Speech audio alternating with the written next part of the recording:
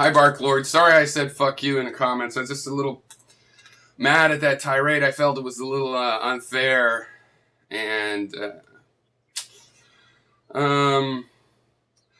maybe a little dishonest. The part where you're going on about how I called some people big fat jerks. It's just because I disagree. Oh, they do a kind of thing we could call science, and I don't like it, so I say it's not science because they are doing what I agree with. I mean, I think you kind of raped the context there, right? Because talking about people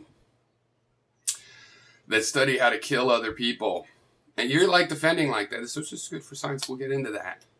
Okay. Now you're against that, and I'm against that, something we agree on, and then you're going to try to throw at me that I disagree with them. Oh, you think you're better than them, Piro? Yeah, I do. If everybody thought like me about war, we wouldn't have gone to Iraq war. I get to say that because I was in the street saying, don't go to war, it's a bad idea, it's not going to work out well. I don't believe in the kind of egalitarianism where that wasn't prescient to me and stupid by the rest of the people that are now voting on who's going to stop the war, who's against war, why didn't he stop the war? And they were all for it at that time.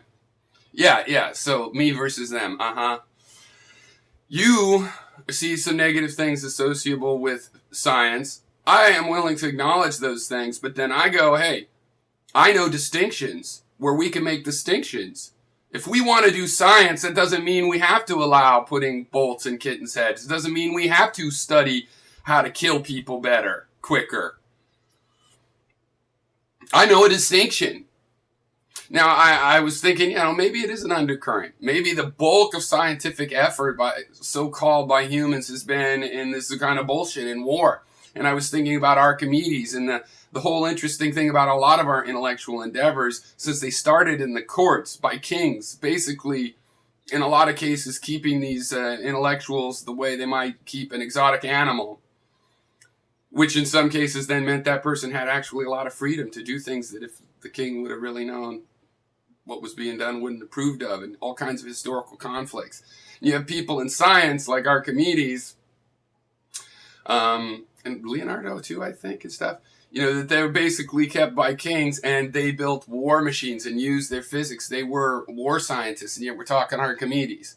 So I think I could still do some discrimination in that, but I'm willing to say, yeah, that was a long time ago. I could see how, if you want to say that's always been a part of science, that you could say that. I could still go back to people doing science in this undercurrent, and I think that I'm justified in calling that science, in that the way I see it, a lot of the attitude that you're criticizing became a part of classical physics, okay, for a long time, where they thought they knew how to everything, and it was all about, conquering, overcoming nature. But that's not what happened when you had Bohr and the rest of these guys inventing quantum mechanics. Okay, it wasn't for any technological goal. It was entirely to figure out what atoms look like, how they could be imagined to be, how could you model an atom. And this minority, the minority that's just curious in how the universe works, they're the ones that keep coming up with the amazing answers to how the universe works. And there is nothing about war that helps that process. Right? So I'm trying to make a distinction. You're trying to say, oh, you can't make the distinction. If you do science, it's going to be all of that. I'm willing to acknowledge, hey, maybe this is always a danger of it. Maybe there is some relationship. Maybe it comes through human psychology. Maybe it does come through knowledge. Maybe that's why knowledge is considered so dangerous via the Garden of Eden myth. Maybe there's something to that. But I'm trying to make a discrimination. You're using the word science to try to get rid of a whole bunch of things. I'm saying, hey, no, there's a bad part that you're talking about. Instead of take that acknowledgement, you're going to throw in my face like I'm being arrogant that I'm not a warmonger. Well, I'm not. Yeah, it matters. Okay, I think you keep acting like technology is all the same. Is mathematics a technology? Look, we could have trivial definitions where, yeah, everything could be considered a technology. But that's why I have that definition of rationality. It has to do with comparison. So it's like to get to the moon required potty training. Those astronauts had to be potty trained. You can't have an astronaut that isn't potty trained. So it required potty training to go to the moon. But we have to be able to compare that. Like, I'm willing to say, you know what, our scientific knowledge. Now, often when we talk about technology, we're talking about devices we use for something in our daily life or thereabout in our ongoing life that, requires knowledge we've gotten in the age of science. Roughly. In general. Right? It's for doing something. So to me, it's simple. When you look at it that way. There's ways to complicate it, but like the light bulb, invented around 1800. Edison really didn't get to perfecting until the, 1880 or something. So is that a technology? The guy that built that bulb to see something, not something that the light from the bulb would shine on, but to see the bulb itself. Hey, look what I can do. Well, actually, in 1800, there was no bulb. It was just an arc lamp. And that was the goal. That was the achievement. He achieved. It wasn't like, hey, I'm on first step to building a light bulb. So I think there's a distinction in the kind of, since we're talking about consumerism, I think there's a distinction between a guy that builds something in his lab and goes, look, the magnet floats. And someone saying, come buy my floating magnetometer, And I don't think either one is inherently good or bad, actually. But when we're trying to discriminate where things go wrong, where motivations may be good in their own right, but they don't mix well, say, with something else, and I think these distinctions matter.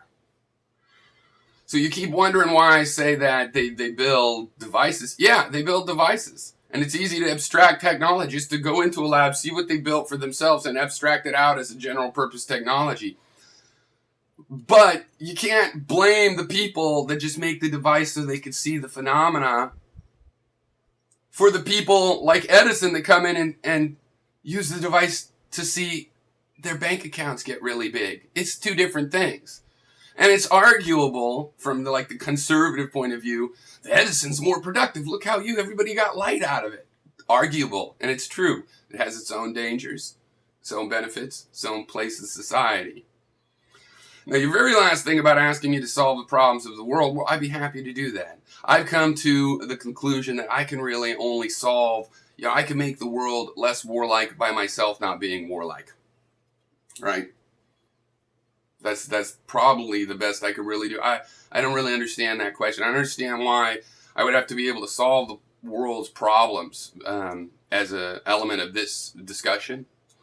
But I happen to be someone, I have a lot of ideas on that. I'm not actually egotistical enough to say that they for sure would work.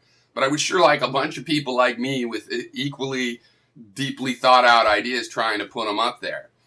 And I think the answer does come from knowledge. It comes from the fact that we finally have biological sciences at a point where we know about the carbon cycle. Joel Salatin can do his engineering of constructing a good farm with that knowledge and do better. Do I credit the science for that? No, I credit Joel Salatin. And I credit him for being smart enough to go get the information. I think the scientific information about the carbon cycle is probably good information, but so is information about what kind of guys work for him. When are they okay with working a little extra harder to get something done? When should I let him go home and his wife's sick? There's all kinds of knowledge that would be involved in getting a project like that to go, right? And I think that we can have green technology. I think one of the things holding us back is that there's this idea that technology has to be poisonous. Similar to your idea that science has to be noxious. And that technology has to be poisonous, you see. Because I think the powers that be know that we're all out here just working, trying to make a living. And if we believe that technology is poisonous, then we'll keep letting them use the poisonous technology. The more we realize technology doesn't have to be poisonous, it could be refreshing. And we make that true, because I believe that's possible. Again, there's always, it's rationality means there's big and little things. You're always going to produce some wasteful byproduct. Some of them could be considered poisons, right? But it's a cycle. What you do is you use those things. It's just like shit could be considered a poison, making the yard disgusting, or you could use it as fertilizer. And knowing the cycle allows that. So in that sense, I believe we can have green, non-poisonous technological cycles. Sustainable, in other words. And that people will want that, but that they're too greedy to give up technology just because it's poisonous. But they're not too greedy to use clean technology if they realize that that's possible. Kind of off topic, if you ask me.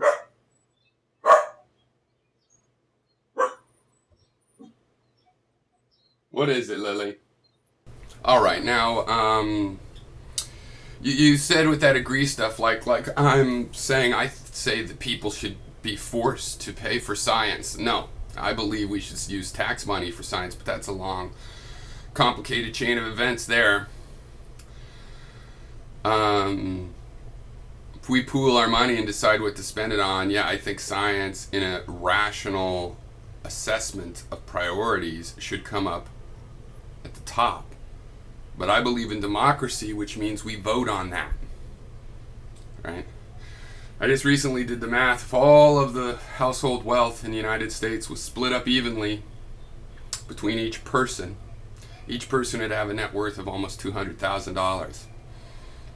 I think there's enough people like myself to put together money for things like roads and education, and research as a part of that. I need a tissue, man.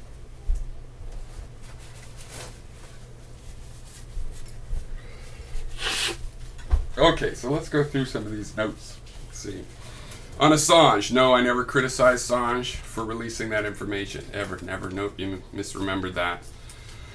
I mentioned that The Guardian had turned on Assange, character-wise, and he definitely seemed to have some of these character flaws that people were talking about. But then again, I'd never in the first place said he didn't have those. I think probably it takes people of some peculiar personalities to do what he's done. But no, I never ever... I don't believe in covert. The government has any right. I don't believe there's any found. It doesn't matter. Oh, but it's necessary. No, I don't think there's any grounds for covert. Now, you could try to make it... eliminate the distinction I used to do that. But again, this is rationality, where we take ratios of things together. Right? So yeah, I do believe the government can have some secrets, like an employee's home address and home phone number and how many kids they have and their medical history, and things like that can be kept private. But that's not really what we're discussing when we're talking about the covert type of things that Assange is releasing. Now, do I support when Assange has put stuff out and, according to The Guardian, didn't redact stuff like what I just said? Yeah, I think that's an issue, and that needs to be gotten to the bottom of. On the other hand, there's so much lying secrecy in the government, it's a bit of a messy, it's a conflict-oriented thing. It's going to be messy, probably. So it's difficult. Doesn't necessarily mean it shouldn't have happened, even if there was some mistakes. But we'd have to take an assessment of mistakes, but no. No one ever criticized Assange or WikiLeaks. It's quite the opposite. Oh,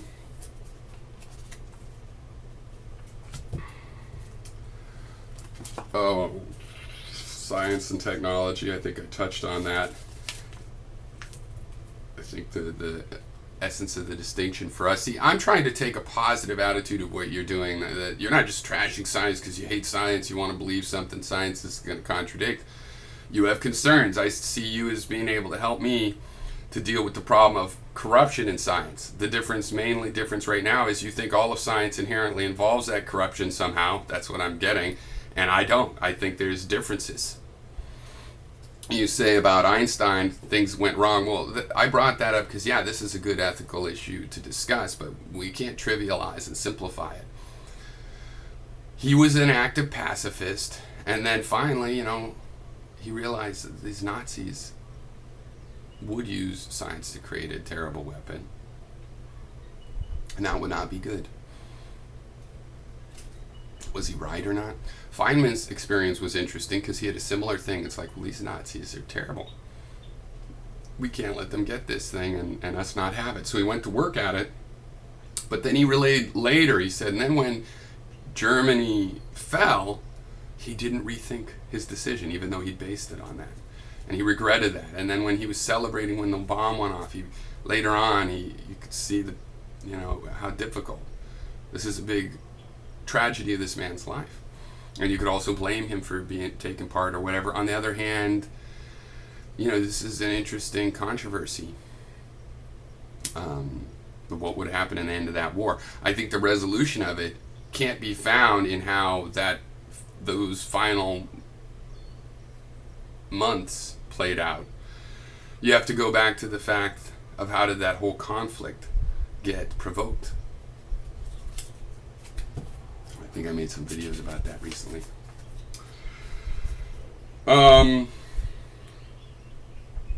I asked you to demonstrate how CERN require this system, because see, you keep using examples of military scientists. I might be willing to grant, okay, that's a part of science, but then you want to epitomize the whole thing and say, see, so CERN has no military, it's not a military application. I would like to, I'm trying to provoke you. Do you think all grouping of resources to make a giant thing, a bridge or a scientific device, is that always it has to be slavery? People wouldn't do that on their own? Because I think, people love to make a living doing those kinds of things.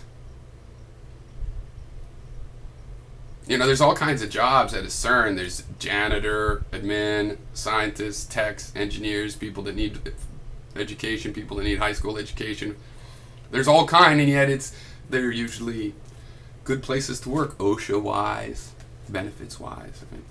I don't think it would be a bad thing automatically. I'm not getting why you think you don't have to make any distinctions. Joel Salatin knows about the carbon cycle. Some of that was from torturing mice. Now, I don't think we had to torture mice to get that knowledge, but Joel Salatin does have to get that knowledge in order to invent the sophisticated engineering of a green farm.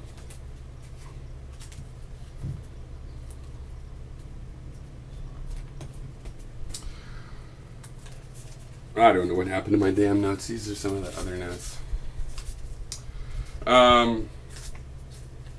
Now, you keep saying I'm trying to take some credit. I'm not. I'm saying there's some relationship. I think maybe you and I think differently about blame and credit. But I'll admit there's some relationship, like I was saying about when I was thinking about Archimedes, and that there has been a lot of examples of physical science done by courtiers, basically, that has this corruption going back far enough. I'll grant that. But you're not going to grant that there's any distinction between that and, I was going to look up Anaximander. I always liked him, and I'm not sure what kind of situation he was in with respect to that. But I'm willing to see that there's this interaction. But I don't think we have to throw out the baby with the bathwater. I don't think we have to throw out knowledge, and that's why I'm asking things like that are as innocuous as possible in science, which is astronomy, because physics has this military overlap. Astronomy, not so much. The main thing people could get on astronomy is it's not worth spending, $100 million to make a telescope. That's a waste, inherently a waste. And again, I think in a rational system, you have to compare it. Is it a waste compared to giving that money to a food bank? It might be, but what about if you take the whole budget and all the stuff we spend money on? Then it starts to look like, well, yeah, it kind of ranks up there. The amount versus the risk versus what people think of knowledge. But I'm not saying that you have to support it. I don't believe that. I would actually like to have a tax form where I don't think you can just let people decide how much taxes to pay, not yet. But you could let them decide where the percentages go. You could put, up to 50% in any one category: scientific research, military, so on and so forth. I don't want to make you pay for science. I'm arguing about why it's a good thing and which kind of science is good. And the distinction I think I have between the good and bad science comes down to this skeptical inquiry and that kind of open-mindedness. And also just some, arbitrary almost scientific ethics. Like doing pure research. There's a concept of pure research. It's where you're not worrying about applications. That's the real science. It's the most real science. Does it blur out and everything gets to be called science? Yeah. And we get to decide where to draw lines. But you were going... What did happen to those? What the heck did I do with them? Because the thing is...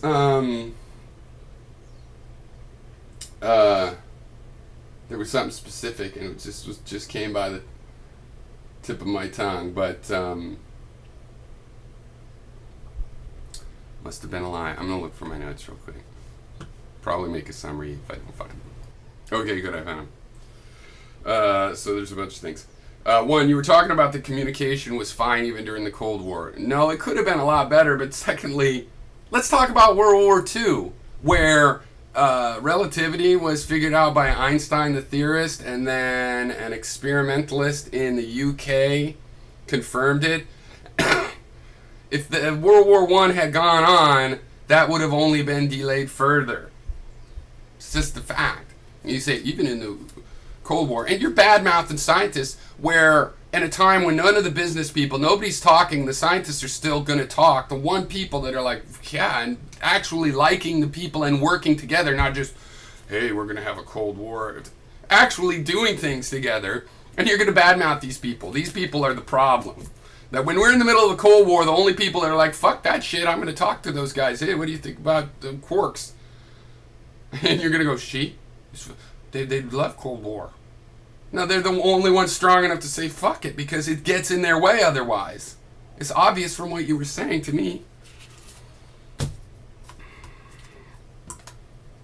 I don't think weaponeering is really a science. You're claiming that, well, when the war machine gets growing, you just put a little effort into some different things. Big deal. That's like saying if we just put all our money into Madison Avenue, that'll be great for art. Yeah, the artists, they might have to do some different things instead of making a tune about their lover. They have to sell Coca-Cola. So, I mean, what the hell are you talking about? You just change what to do. You just have an astronomer that wants to study the galactic center, and he figures out how to, make missiles hit right on the spot. It's just a little shift of a shifty shift. Yeah, if that's a distinction that you're not willing to make distinctions, that's exactly the same. Well, you don't realize scientists are human beings. Dude wants to look at the galactic center. He might be capable of making missiles hit their target, but if he could get a job looking at the galactic motherfucking center, that's what he's going to do. He doesn't want to create missiles. Why do you think that? He's just some geeky automaton that's meant like a computer to put on whatever you want to put him on. I would like him to be able to be put on his own thing, but there's a little problem there. It doesn't make money. So that can happen. It has to be funded by some cooperative effort. Right now we have a taxation system in this nation, and one of the things we can prioritize is that kind of spending. I'm okay with other ways of funding, and including just, we're in a libertopia. You have to put your own thing. In that case, I would join collectives where I would put voluntary taxes, and I would find at least one that did scientific research. A university or something that also, educated our kids. That's a way to make the money pay twice.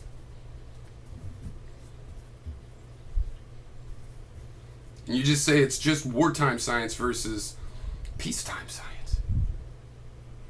If you're criticizing the whole warlike negative machine, how can you pretend that's not a valid distinction for me to try to identify? I want to support science done for good reasons. I do think there's a benefit, but I think it's an ironic thing where if you keep your eye on the alleged benefit, you'll never get it because you're investigating things that you don't know where they go benefit-wise. You have to focus on making sure it's safe. Right? Madame Curie died of radiation poisoning. You want to avoid that kind of thing.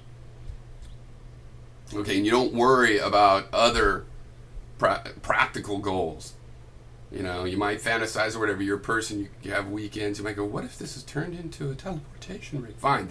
But when you're there, you're just trying to find out, why does the wire glow? You're not trying to say, how can I turn this into a product? See, when you turn it into a product, you don't need all the answers. You know, how did Edison get the right filament for the bulb he created? It wasn't science. He didn't analyze. It was R&D, where he tried a bunch of things. Heuristic, non-analytic, in the sense of mathematical logical analysis, and purely statistical type analysis. Try something, take some statistics. Try something, take some statistics. Try something. That's a lot like what an experimentalist does, except for he wasn't taking results to find out more about the phenomena. He was just trying to find out which one worked best, and they could explain that to scientists later. See, the scientists were looking at it as like, why did ammonium tromatolide turn out to be the best one? And then they would take that problem, and again, not to make a product, but then you get into this problem, right? Because if they figure out why, they might be able to figure out another material that works even better and stuff. And so Edison's going to come back and go up. But it's still pretty damn separate. One guy's like, why? And the other guy's like, how can I make money off of it? Okay, I don't think it's bad to have the technology, but it's bad to have these munged up, because we do need to get it sorted out so we can get the ethics of research correctly. I brought up the Einstein thing not because you denied it. I wanted to bring up issues. I'd like to use physics and physicists and astronomers. And, you know, there's Einstein and Feynman, the Archimedes thing. There's some ethical issues and military things. I think the Einstein one is interesting because, yeah, I mean, I see it as a tragedy because I don't think it's determined whether or not he should or shouldn't have done that. I certainly am sympathetic with his decision that he had to tell Roosevelt what was up, you know.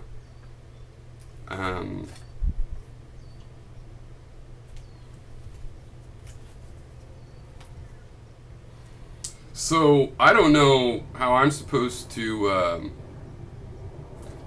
get people to act in a non-exploitive way, but I don't know how that is exactly the problem of that we're talking about, unless you're trying to get to or anticipate that, yeah, I believe that we can answer some of these questions that we go around in circles on.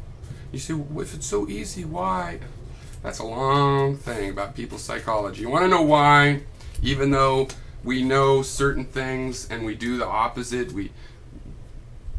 I think it's because after thousands of years of oppression and slavery, we have a kind of PTSD and some personality disorders that are basically mental blocks that cause us to reject answers that, yeah, have been knocking on our door for thousands of years, really, but certainly in the last 100. So I don't really see how my ability to convey that to others is the issue, or at all related to whether or not I've learned that for myself. All right, cheers.